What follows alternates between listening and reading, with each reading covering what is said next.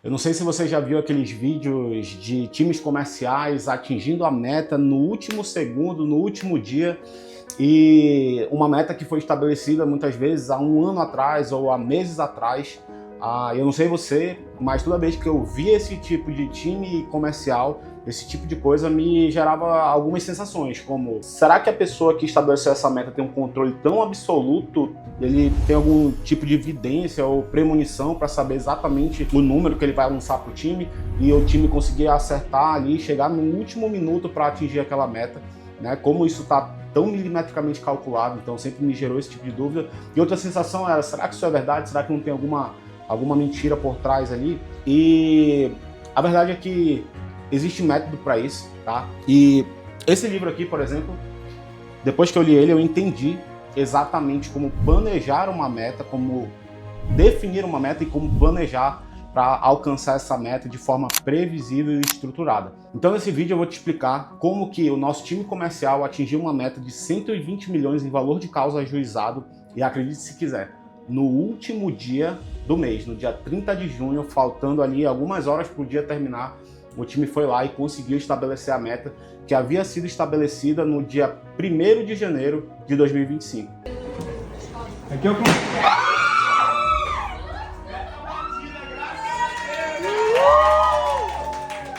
é doido, é, mano? 100%, 101%, né? Tem que respeitar, mano. Então, vou te explicar como é que foi feita a construção dessa meta e desmistificar para você entender que é algo simples que você pode também colocar aí na sua estrutura, no seu escritório de advocacia. Mas antes da gente ir para a aula, deixa eu me apresentar. Eu me chamo Marcelo Pontes, eu já ajudei alguns escritórios de advocacia a sair do zero para mais de 8 dígitos de faturamento. Hoje eu sou CEO do Grupo Lex, um grupo que conta com 6 empresas, 120 funcionários, que atua 100% focado dentro de soluções jurídicas. E a minha missão aqui é te ajudar a sair de um advogado operacional para um advogado estrategista, entendendo como que você constrói uma máquina com previsibilidade de receita. Sem enrolação agora, bora lá pro vídeo. Vamos lá, galera. Vamos iniciar aqui a nossa aula. Hoje a gente vai falar um pouco sobre gestão, né? A ideia é a gente explicar aqui a construção de metas, e como que atinge essas metas. Mas, no final das contas, esse é o conceito de gestão, né? Eu vou colocar aqui antes da gente iniciar a aula. E eu queria que vocês, antes de eu colocar, na verdade, no GPT, o conceito de gestão, eu queria que, se possível, vocês falassem aqui para mim embaixo nos comentários o que é gestão para vocês, tá? É, Escreve aqui, e aí eu quero ver se o conceito que vocês entendem de gestão tem a ver com o que de fato é gestão, de fato é gerir. Vamos lá, vamos dar um GPT aqui. E vamos ver o que que o GPT fala para a gente sobre o conceito de gestão. Gestão é o processo de planejar, organizar, dirigir e controlar recursos, sejam eles humanos, financeiros, tecnológicos ou materiais, com o objetivo de alcançar resultados de forma eficiente, fazer bem feito com o menor desperdício possível e eficaz, atingir as metas desejadas. Olha só, a gente começa a nossa aula aqui, né, falando sobre o conceito de gestão, que resumidamente é a capacidade de planejar e executar ações com a finalidade de atingir uma meta. Ou seja, necessariamente quando eu falo do termo gestão, eu preciso trazer o conceito de meta. Não existe falar de gestão sem meta. Eu tô iniciando essa aula falando sobre esse conceito pelo seguinte: eventualmente você vai conversar com gestores que se dizem gestores e que sequer têm uma meta. Mas se um dos pressupostos para que haja o verbo gerir, para que o verbo gerir aconteça, é a necessidade de haver uma meta, senão a meta não há gestão, tá? Esse é o primeiro ponto que eu queria falar. Então, já que o tema da nossa aula é gestão, voltado para o contexto de escritórios de advocacia, então vou trazer para dentro desse contexto, né? A primeira coisa que eu preciso entender quando eu falo de gestão é sobre como que eu construo uma meta, né? Ah, Afinal, como se constrói uma meta? Existe uma forma ah, científica de se fazer isso? E a verdade é que sim, existe uma forma científica de você fazer uma meta. E é por isso que você consegue criar metas, né, objetivos e fazer uma quebra, né, que é o que a gente chama de desdobramento da meta, de forma que seja previsível a chegar em um determinado ponto ali, né, em uma determinada meta. Olha só, no início do ano, eu falei para vocês na introdução que a gente colocou uma meta para o nosso time comercial voltado para o foco de valor de causa. E por que que a gente fez isso? Porque em determinado momento o nosso foco era em quantidade, né? A gente tinha ali uma meta estabelecida para o time comercial para fechamento de contrato, percentual em cima do aproveitamento dos leads que chegavam para o time comercial. Então, se chegavam 100 leads, o comissionamento delas, a meta delas, era estabelecida em cima de um percentual de aproveitamento desses leads. Então, se chegaram 100, elas fecharam 10, elas teriam uma taxa de fechamento de 10%. Isso significaria que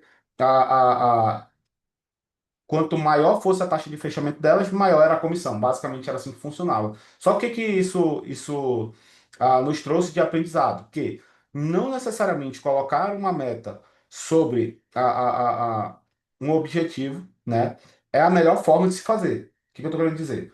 Quando a gente coloca sobre valor, quando a gente coloca sobre quantidade, o que aconteceu? Elas começaram, elas, e eu falo porque hoje nosso time comercial é formado 100% por mulheres, mas elas começaram a focar em ações que eram mais fáceis de fechar, que o cliente acabava não apresentando uma resistência tão grande para assinar o contrato, tá? Só que necessariamente essas não eram as ações que traziam mais margem. Então a gente gerou muito volume de ação, mas isso não significava ações boas com valor de causa alto, né?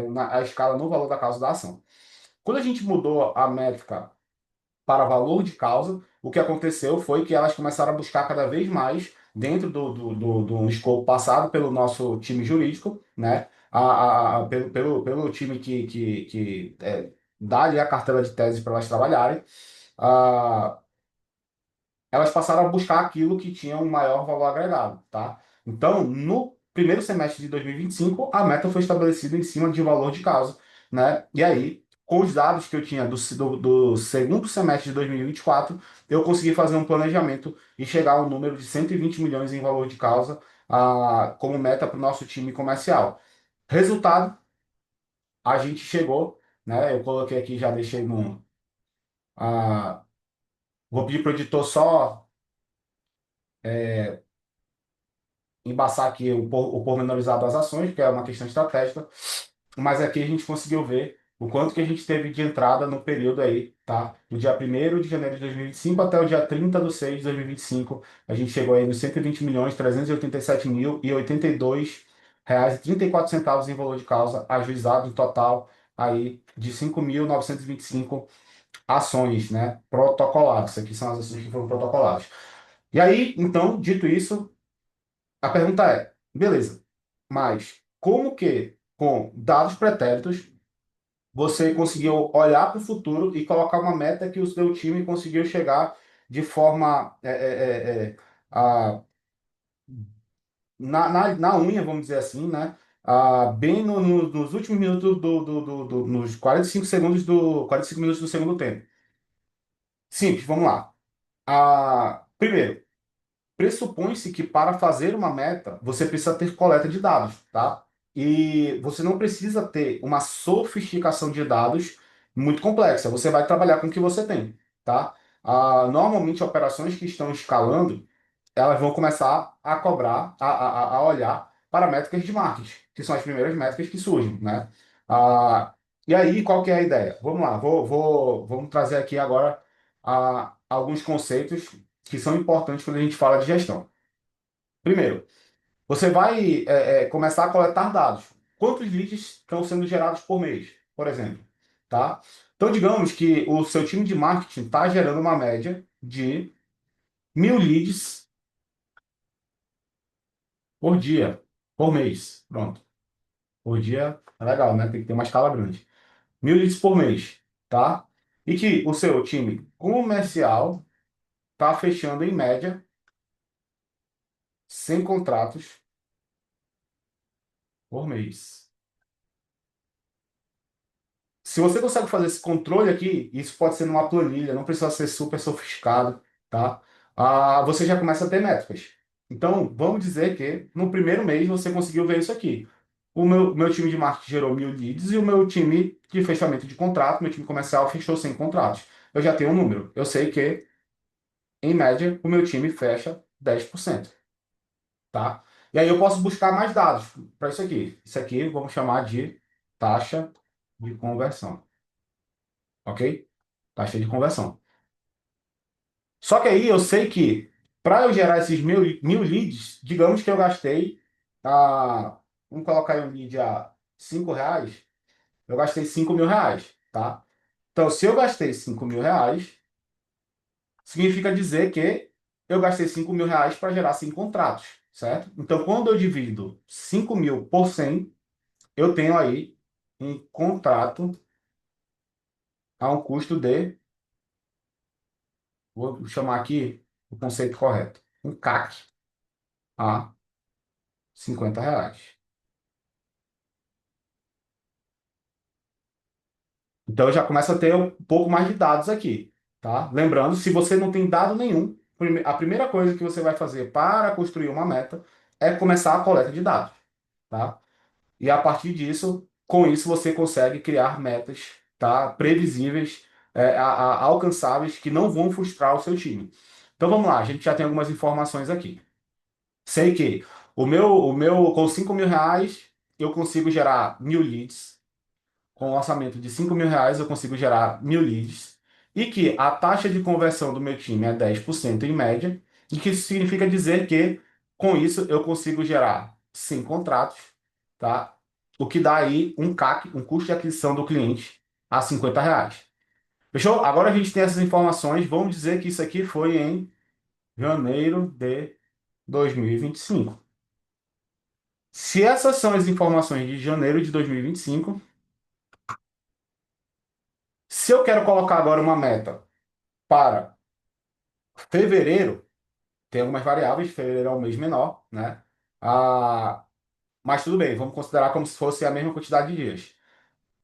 O que que eu tenho que fazer? Agora eu quero colocar uma meta para o meu time fechar 120 contratos. E aí eu tenho algumas formas de fazer isso, tá?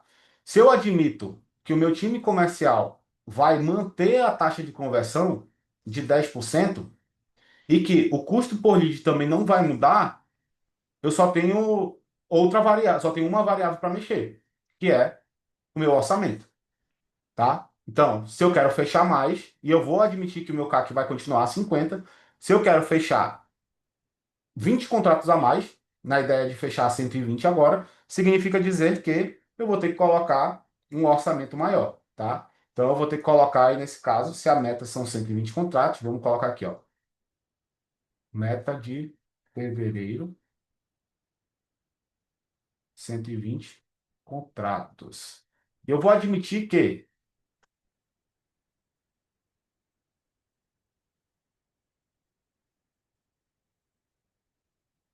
a taxa de conversão do time vai permanecer em 10%, tá? Em 10%.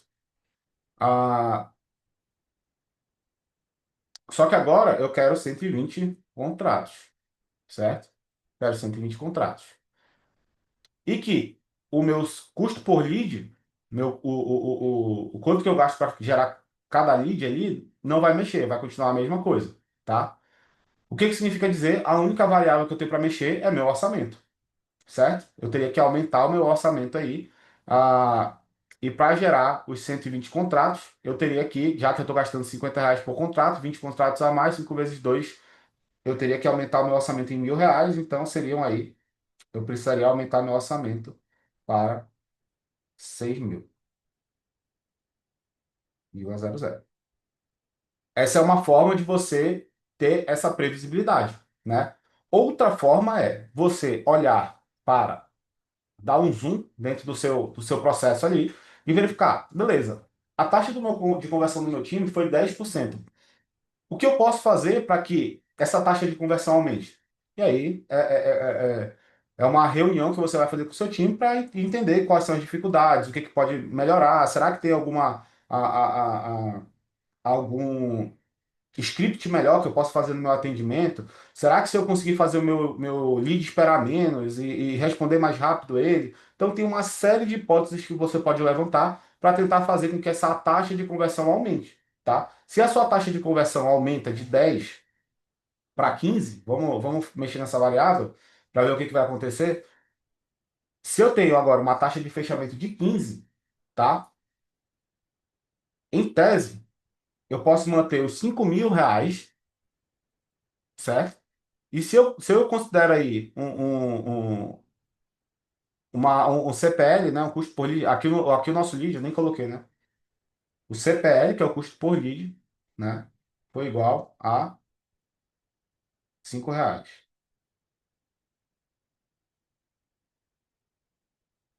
Então, se eu admito que o CPL aqui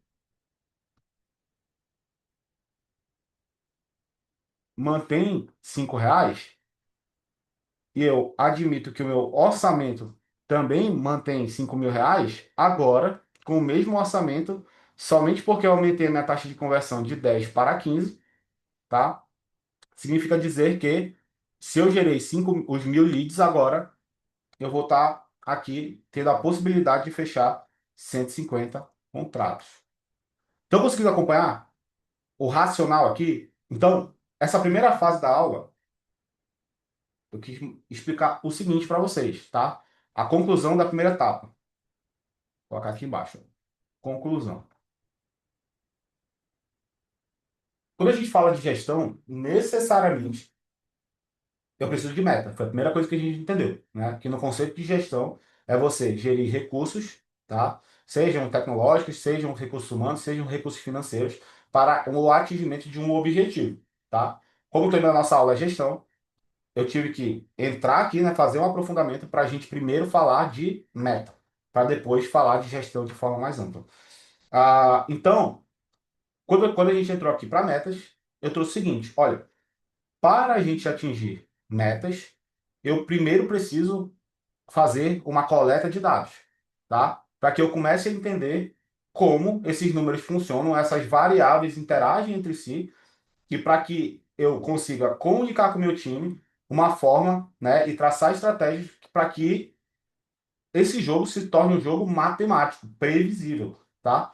E é isso que eu falo, que há um método cartesiano que te torna, com esse controle de dados, te dá a possibilidade de colocar uma meta, né, ah, e plausível, tá, para o seu time. E aí vamos ver o que é plausível. Digamos o seguinte: se essa é a realidade, a minha coleta de dados do primeiro mês, vamos contar que foi essa aqui: 1.000 leads, CPL a R$ 5, 100 contratos fechados, nossa taxa de conversão a 10%. Vamos dizer que esses são os números que eu tenho, tá? E que meu orçamento era R$ 5.000, tá? Então, essa aqui foi a realidade de janeiro. Minha dúvida é, se eu mantenho esse mesmo orçamento para fevereiro, de R$ 5.000, é factível que eu peça para o meu time gerar 500 contratos? Vocês acham que é factível? Vocês acham que uma meta dessa vai animar ou desanimar o time? Agora, se eu coloco uma meta para o meu time com essa realidade de números, falando o seguinte: galera, esse mês a gente investiu 5.000 e conseguiu fechar 100 contratos. A meta agora para o próximo mês, eu vou continuar investindo 5.000. Só que agora eu quero fechar 120 contratos. Ou seja, você está propondo um aumento de 20% para o outro mês. Leve em consideração que a gente está falando de janeiro para fevereiro. Fevereiro tem carnaval, tem menos dias, mas ok. Já é plausível? Acho que sim. E qual a sua tarefa como gestor, tá? Isso é importante sobre o processo de gestão, que muita gente pensa que gerir é cobrar, né? É você falar, olha, eu vou te dar uma meta que você tem que fazer 120, certo? Agora, te vira aí. E você vai semanalmente querer cobrar e saber, olha, e aí, estamos conseguindo? E aí, tá alcançando? Isso não é gerir, tá? Gestão, ele é um processo de descoberta. Ou seja, na medida que eu tenho esses dados e eu falo para o meu time, eu faço com o meu time uma provocação de que agora a ideia é a gente chegar com as mesmas realidades, eu só vou deixar 5 mil de orçamento, tá? A, a meta é chegar a 120, você vai construir com o time, uma vez que você nem o time sabem como fazer isso, um processo de brainstorm. Então, a gente já começa a entender que o processo de gestão, ele é, na verdade, um processo de aprendizado, tá? Por quê? Toda vez que eu proponho um desafio, eu estou chegando para o time e falando, galera, a gente não sabe como faz isso. A gente não sabe como faz isso. Porém, juntos, a gente pode descobrir e testar, tá? Então, se a gestão ela é um processo de aprendizado, muda-se a perspectiva de que eu não vou impor uma meta, que nem eu sei como é que faz para chegar lá, e cobrar o meu time que seja entregue. Não é essa a dinâmica. Eu vou fazer uma provocação e vou reunir com o meu time para que a gente faça a primeira etapa de um processo de gestão, que é um brainstorm, tá? E por que a gente tem que fazer um brainstorm? Porque você tem que ouvir todo mundo, tá? E aí é interessante, para você que é um advogado, gestor, que está crescendo sua operação, muito provavelmente você já teve a seguinte percepção: na medida que a sua operação cresce, você fica mais convicto que você passa a cada vez menos ser a pessoa mais capacitada para fazer determinadas funções. Isso é natural. Por quê? Imagina o seguinte: você é um advogado que começou no comercial, atendendo. E aí você começou a escalar, daqui a pouco você começou a produzir as peças e colocou uma pessoa para fazer o comercial. Você concorda comigo que em determinado momento aquela pessoa que está no seu lugar fazendo o atendimento tende a se tornar melhor do que você, porque ela está testando mais, tá tendo mais tempo de treino, de teste, de aprendizado, na medida que ela está com os incentivos corretos, tá? Ela tende a se tornar melhor do que você.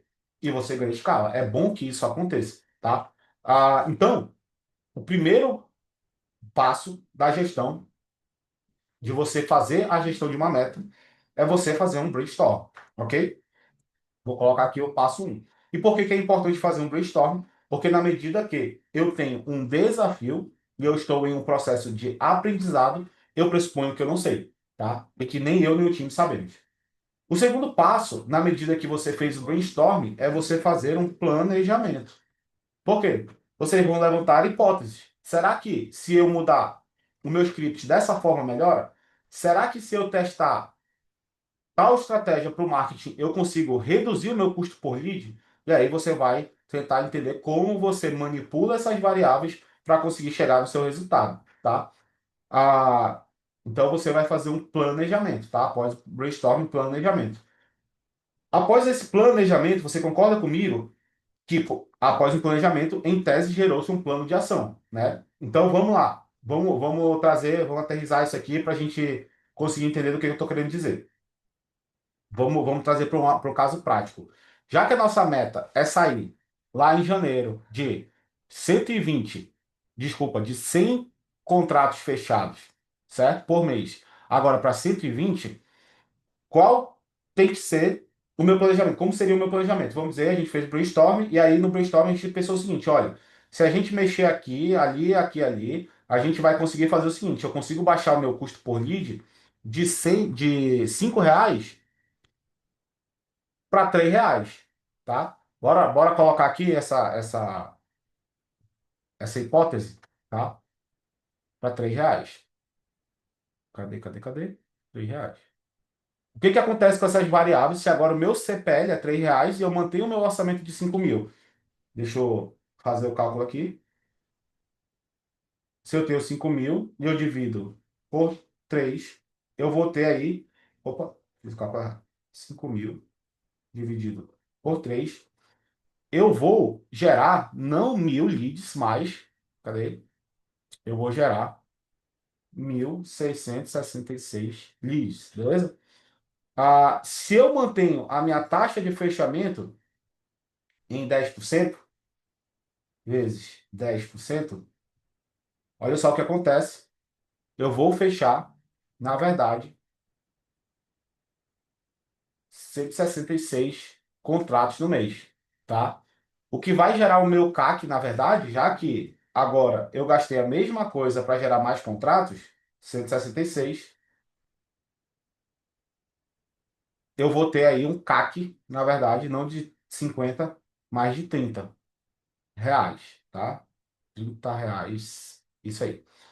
A pergunta, se a minha meta era 120, eu mexendo essa variável do CPL a R$ 3, caindo de 5 para 3, eu atinjo a minha meta?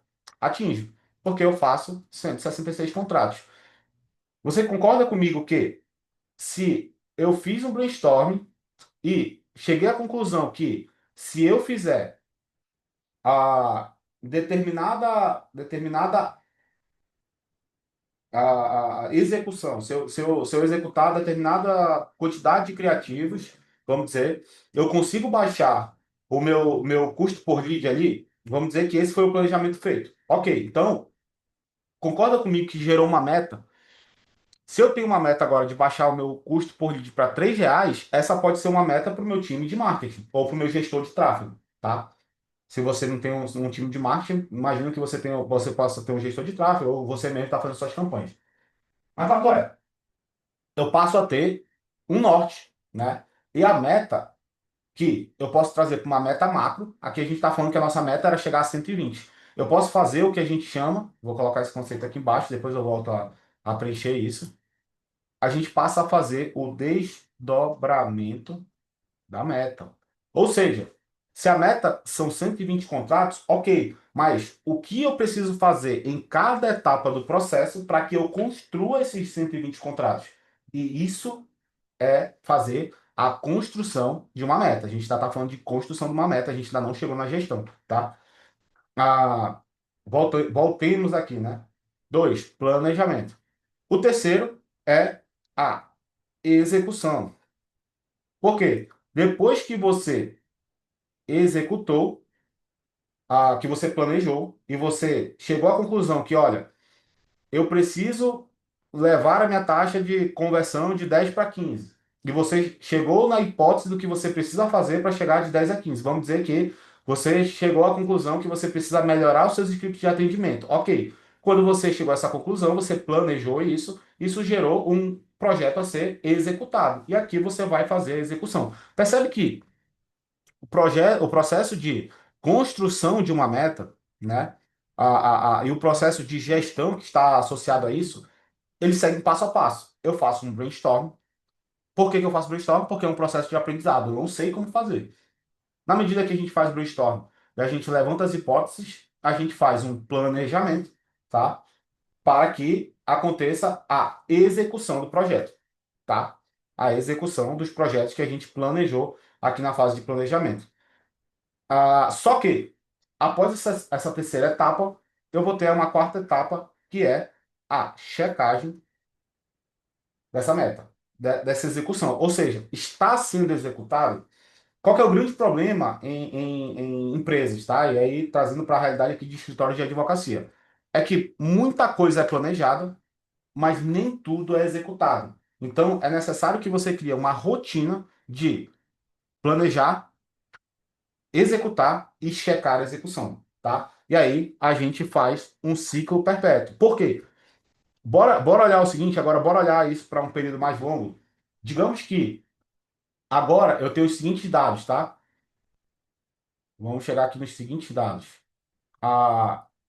Que de janeiro a junho, vamos botar aí um período semestral, eu gerei 1.000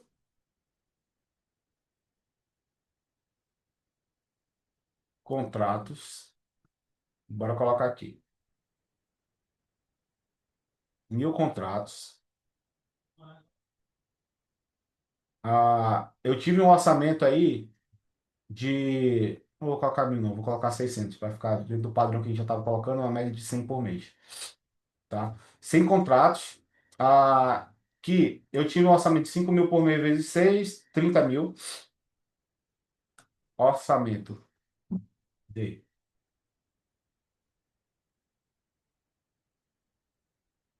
o semestre, no caso, tá?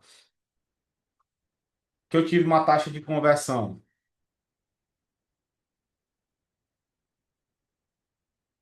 de 10%. É isso? Não, aqui. Isso.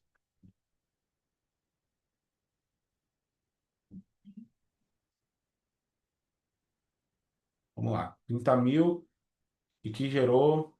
Na verdade, bora colocar aqui primeiro o CPL, né? Um CPL de R$ 5. Tá, beleza. Tá? Então, isso aí vai trazer a seguinte realidade. Deixa eu só fazer os cálculos aqui. 30 mil dividido por 5 dá 6 mil litros. Vai dar certinho o cálculo, né? Gerei 6 mil litros, que 10% de taxa de conversão vão dar 600 contratos. É isso. Pronto. Agora eu tenho uma amostragem maior. É factível que de julho, início de julho a dezembro, eu coloque uma meta para o meu time de meta do segundo semestre.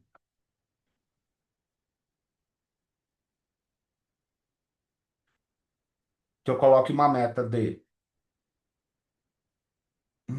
700 contratos. É factível. E aí eu posso colocar a meta para o meu time de 700 contratos e falar o seguinte: porém, o orçamento de vocês eu não vou mexer. Eu vou manter os 30 mil. Concorda comigo que se eu falo para eles que eles têm que gerar os mesmos 600 contratos com o mesmo orçamento, eu não estou dando nada de novo? E que se eu já sei fazer, pressupõe que eu não preciso gerir, é só eu fazer o que eu já estou fazendo e manter os números. Agora, na medida que eu mantenho o orçamento e aumento a quantidade, agora a gente está lidando com o desafio e mais uma vez a gente volta para o ciclo de gestão é um processo de aprendizado. E quando eu lido com um desafio que eu não sei como fazer, eu preciso seguir esse cronograma. Brainstorming, planejamento, execução e checagem. Para tirar um pouco da ansiedade, você precisa fazer com que o seu time entenda que existe esse processo e que esse processo seja seguido. Em algum momento, o seu time vai entender e ele mesmo vai fazer isso. Por quê? O papel de um gestor de uma equipe madura é você fazer esse tipo de provocação para o time e o próprio time construir, tá? Quando você tem uma equipe independente, você e já madura, você vai fazer o desafio e a equipe, entendendo esse framework, vai fazer acontecer sem você. Então, você não precisa saber, tá? Quando eu coloco uma meta para o meu time, eu não preciso entrar no detalhe do que vai ser feito. Quem vai descobrir isso é o meu time, tá? No primeiro momento é ideal que você conduza, mas no longo prazo o seu time tende a ser cada vez mais independente na medida que ele já tem esse framework estruturado e que você tem uma equipe que seja que tenha uma cultura de dados, tá? E aí já é um outro ponto, cultura, mas é importante você criar isso na sua equipe. Beleza? Então, vamos lá. Vamos seguir aqui com a nossa aula. É uma aula curta. Eu quero falar um pouco sobre esse conceito de gestão. A gente já está terminando. Mas chegamos a algumas conclusões aqui. Bora tentar criar uma linha do tempo da nossa aula para a gente entender onde a gente está e para ver se está todo mundo na mesma página. Primeiro, entendemos o que é gestão. Gestão é conduzir recursos para o atingimento de uma meta, certo? Então, na medida que eu tenho uma meta, eu passo agora a fazer a gestão. Brainstorm, planejamento, execução, checagem. Checou. Foi executado o que a gente planejou? Foi. Chegamos no resultado? Não. Volta para o brainstorm. Tem alguma coisa errada. Planeja de novo, executa de novo e checa. E aqui eu entro num ciclo perpétuo, tá? De melhoria contínua. Isso aqui, se você pesquisar, você vai conhecer por aí, talvez você já tenha ouvido falar nesse termo, que se chama PDCA, tá? Que é basicamente isso aqui, mas em inglês, que é plan, planejar, planejar, D é do, fazer, que seria o executar, check, ou seja, eu checo a execução, né? Eu faço a checagem, opa, planejar, o, só me empurrei aqui, né? O do é fazer, o D é de fazer, né? Do. O C é de checar, que é basicamente a checagem. E o A é de act, agir, que seria, né? Na medida que eu vejo, eu faço a checagem, se tem alguma coisa que está errada, eu retorno isso aqui. Então é um ciclo de melhoria contínua, PDCA, beleza? Mas a gente vai chamar aqui de BPSC, é o BPEC, tá? Então, o processo de gestão é você colocar o BPEC em ação. É você basicamente pegar esse ciclo e sempre com o controle de dados fazer uma provocação para chegar no próximo nível. Isso faz com que a sua equipe passe a entrar num processo de melhoria contínua, tá? E a sua equipe passa, a sua empresa passa a ficar cada vez mais inteligente, beleza? Galera, eu espero que essa aula tenha sido, tenha gerado valor para vocês, tá? Eu convido vocês a se inscreverem no canal, me seguirem aqui nas redes sociais, o editor vai colocar aqui, e acompanhar o movimento que a gente vai criar, que é o movimento da nova advocacia, a nova era da advocacia. Então, se você quer se tornar um advogado que vai sair do operacional, entender conceitos estratégicos profundos, que é pouco falado no meio jurídico, tá? E diga-se de passagem, um dos locais, dos melhores locais para se aplicar a gestão, a alta gestão, eu entendo que é um escritório de advocacia, porque tem fluxos de trabalho muito fluidos ali que permitem aplicar esse tipo de conceito, tá?